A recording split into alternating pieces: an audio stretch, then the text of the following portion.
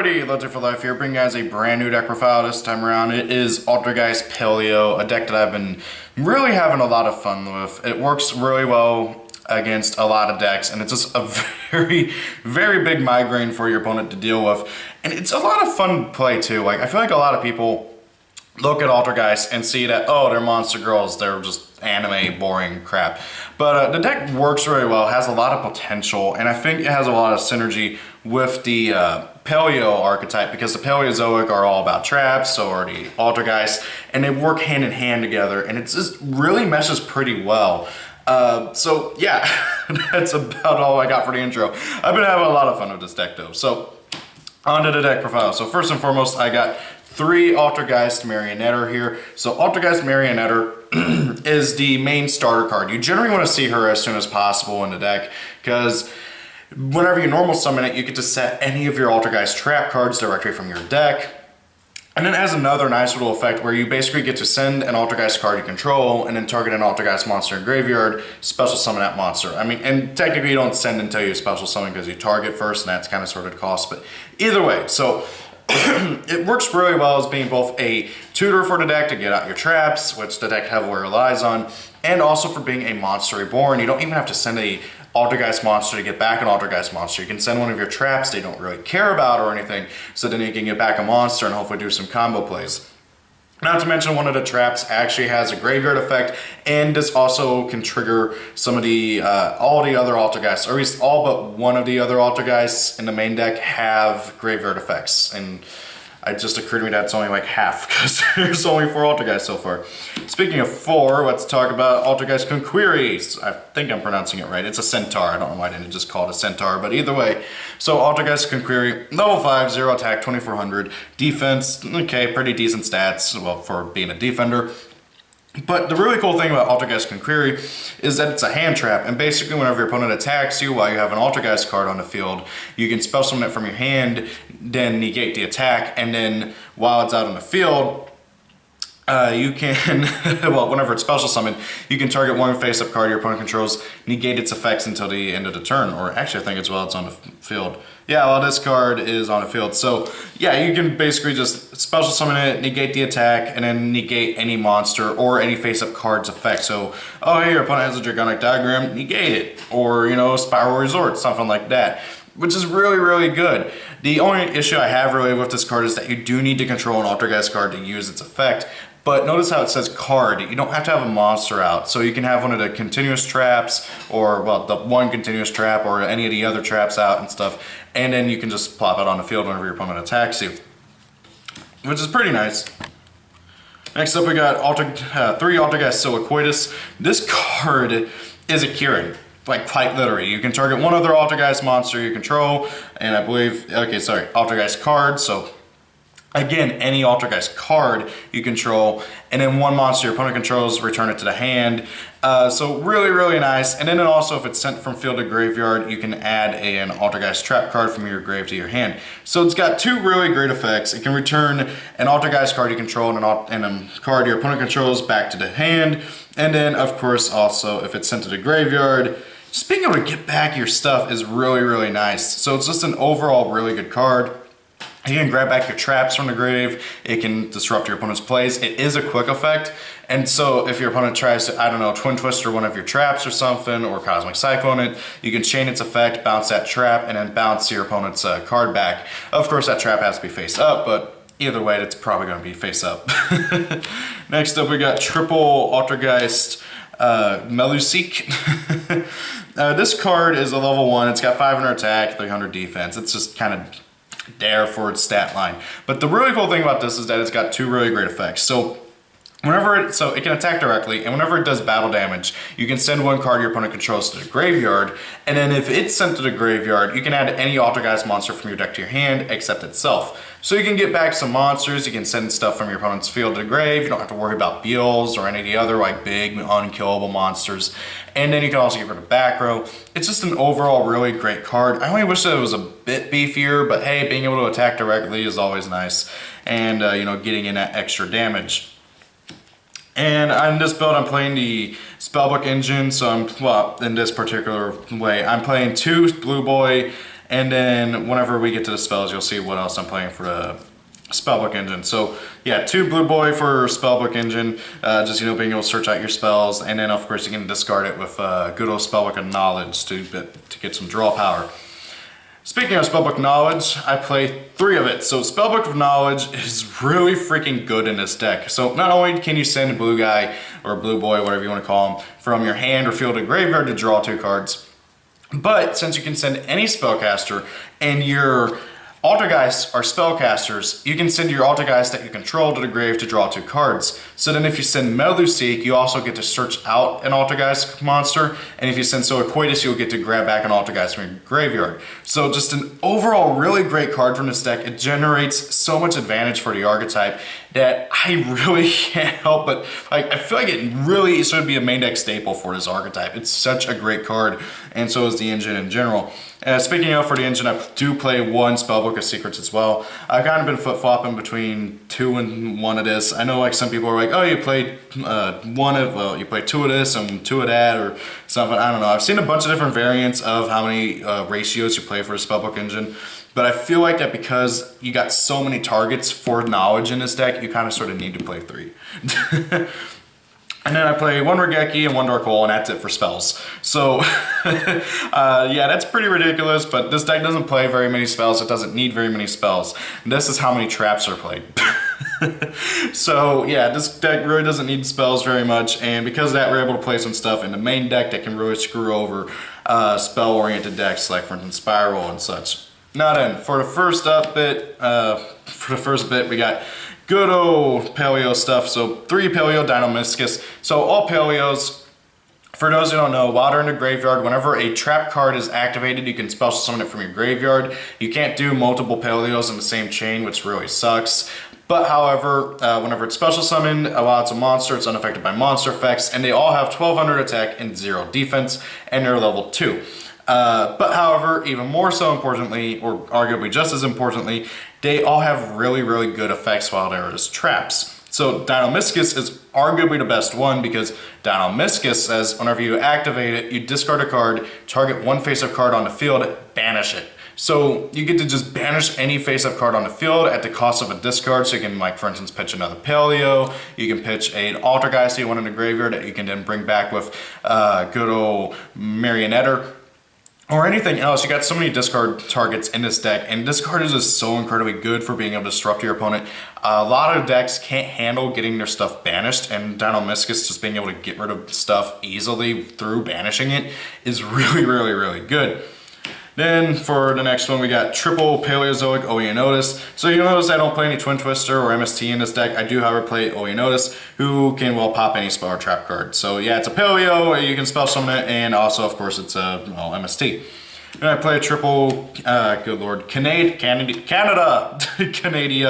but Canadia, it's a Book of Moon. Again, like, it's just another really good Paleo. Unfortunately, there's only, like, really 4 good Paleos. And speaking of the 4th one, I am playing triple Pikia just for the even more so draw power. Like, holy crap, if you thought Spellbook of Knowledge was enough, no, we gotta play this card too. D-draw for the deck is just really, really nice. You pitch a Paleo and you draw 2, which I freaking love this card. I know, like, some people have told me only play 1 of it. I'm kind of flip-flopping. I did play 1 for testing and I just didn't like it so much. I never saw it, and then whenever I'd search it, like, there was really no need. But I really do feel like that 3 is great in this build though. Next up, I'm playing triple Altergeist Protocol. Now we're getting into the good old Altergeist trap cards. So Altergeist Protocol, this card is one of the main draws for Altergeist to play. So while it's out, well, while it's face up, your Altergeist monsters cannot have their effects negated. So your opponent can't stop it with Effect Failure, good old Ghost Ash, or Venus Chain, anything that can negate effects, they can't stop. I mean, they can't negate your your Altergeist. And it also goes for you too, so that allows you to play Skill Drain. I'm playing it in the side deck right now. I might play it in the main deck in another build, but Skill Drain is also usable because well, Altergeist Protocol saves you from, you know, having your monsters negated. The only issue with Skill Drain in the main though is that and negates your Paleo's effects, and you kind of need those. But so Altergeist Protocol has another really good effect where whenever your opponent activates a monster effect, you can send an Altergeist card you control to the graveyard, negate that card effect, and destroy it. So you get to negate any monster card for, well, pretty simple removal. And heck, since so many of the Altergeists like to be in the graveyard or get their effects triggered off of being in the graveyard, you get to feel your effects, you get to stop your opponent, and you just get so much advantage off of it. It's ridiculous. Not to mention this card is so easily searchable by YgoAmino. It's such a great card. I'm playing 2 Altergeist Camouflage. I'm kind of flip-flopping between 2 and 3 of this. I'm probably going to play 3 in a more dedicated build, but 2 right now I feel like it's fine. That or I might drop it to, make it 3 later on. But still, Altergeist Camouflage is a double-edged sword of a card. I really like it, but it's also got a big drawback. So you activate it by targeting an Altergeist monster you control, equip it onto it.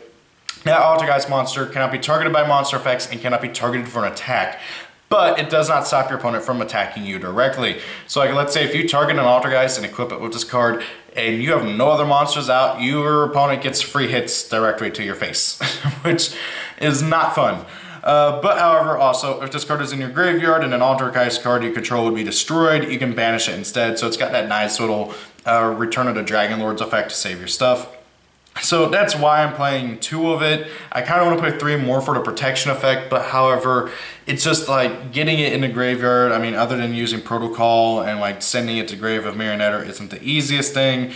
And also, honestly, I really don't like giving my opponent free hits to my face. It's not fun.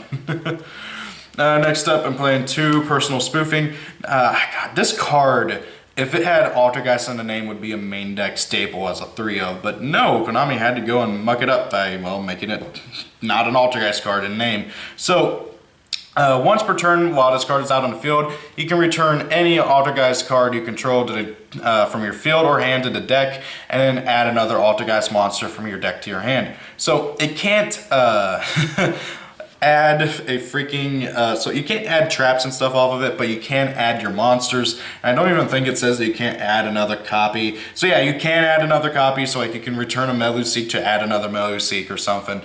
Same thing with Conquery. That's what I mainly do with it, is Conquery tricks. Like, oh hey, my Conquery, I use its effect to stop an attack. Okay, I'm gonna return it, add another copy to my hand, or heck, even just grab the same copy.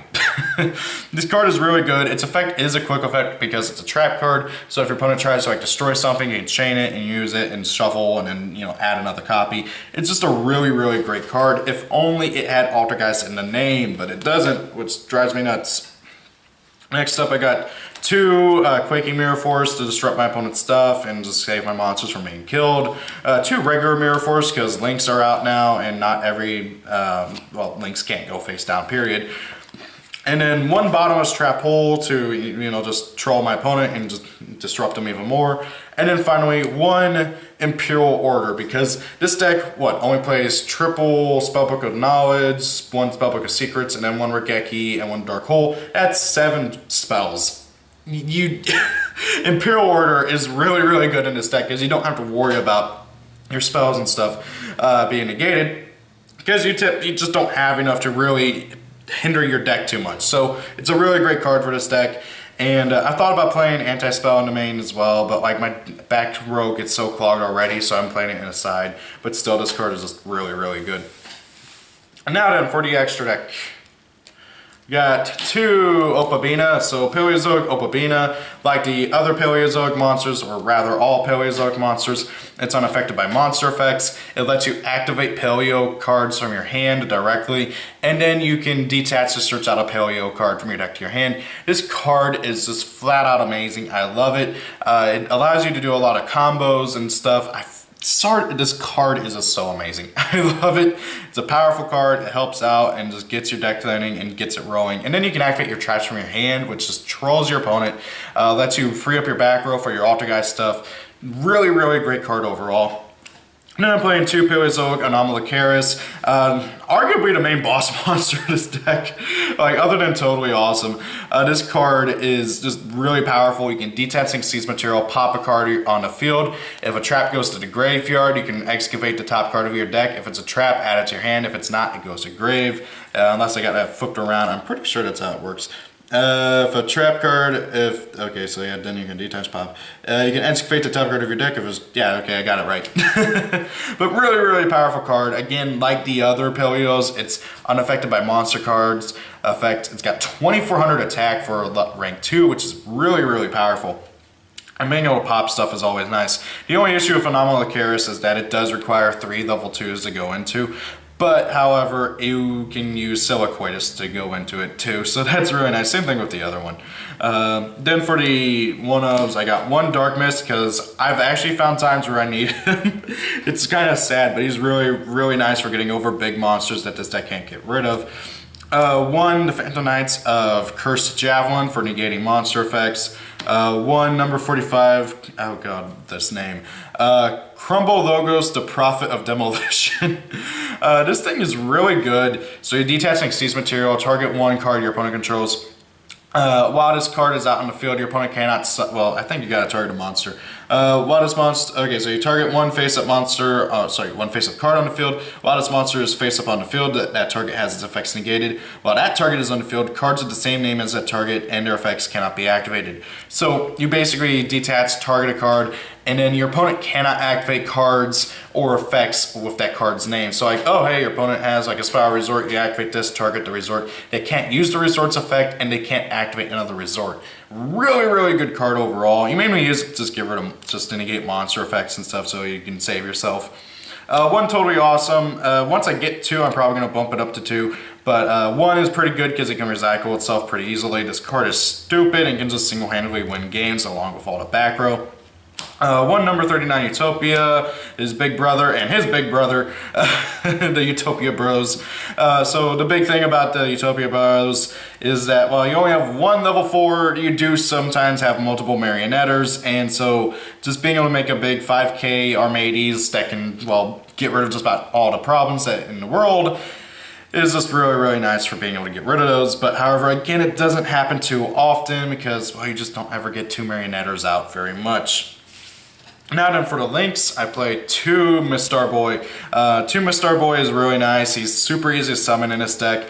You can just basically use any water monsters. A lot of times what I like to do is I like to make Obabina, use its effect Search, try to use as many Paleo effects that I can, that I need to right at that moment, to either draw, search, disrupt my opponent, flood the field with more Paleos, and then use the Opabina with one of the Paleos, or preferably a Meluseek, to make this thing so that then I don't have to worry about banishing anything, and then I can make my rank 2s along with it. And then 2 Altergeist Prime Banshee. This card you don't make too often, but it is very powerful when you do. The deck can easily get it out somewhat because of all the special summoning it can do with Marionetter and Conquery, and then Meluseek being able to search and stuff. But again, like, you just don't make it too much because it does take so much to go into, but when you do, it's really, really nice, especially whenever you got it backed up with a Miss Starboy and a Totally Awesome and some other stuff, because it searches out your deck, it thins out your deck, and it's a 2100 beater in of itself, so that's just all really good. The card art's amazing too. I freaking love this card. So guys, that's it for the extra deck, 15 card extra deck, and that's it for the deck profile. What do you guys think of Altergeist Paleo? What do you think about this build in particular? What are your guys' recommendations, concerns, thoughts, and opinions? I love reading your guys' comments. I may not always reply, but I do read them. Thank you all for watching. Hope you guys enjoyed the video. If it's your birthday, happy birthday. Check out the links down below in my description box if you want to contact me. I got my Facebook, my Twitter, all that stuff. And hey, if you are kind and generous and have the money that you can spare, I do have my Patreon down below as well. Thank you all for watching. See you all later next time. Goodbye.